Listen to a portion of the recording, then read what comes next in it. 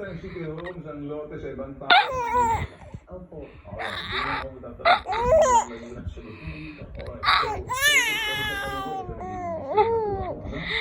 dalawang beses din nag-offer na buy city home. Hindi ko pinarmahan yung hindi naman daw na tumutupak. Hindi ko pinarmahan kung binayback para sa sarili. Yung buyback sa sarili sa'yo, kaya anong naging problema doon? Kaya kita tinatanong. Kasi po, sir, kas po ako.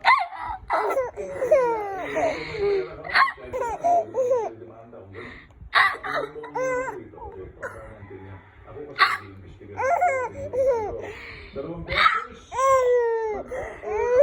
ang City Hall sa manager tumutok sa gordano ng at presidente pinangakuan siya itong mabayaran pero halos 11 years na hindi siya nag-aantay ng bayad. So, ano yung bayad na sinasabi mo? 16 ba? May box po ito naman. Okay.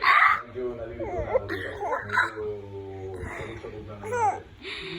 Bayan yung una, tsaka pangalawang property mo. Opo. Hawak mo ng titulo.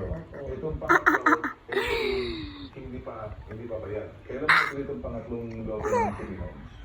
2012 po, sir. Yung 2012.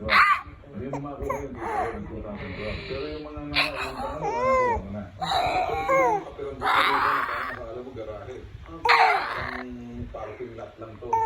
So, ito yung 2.2. Opo, sir. 2.2. Alis na po yun. Yan. Opo. 6 years Baka po.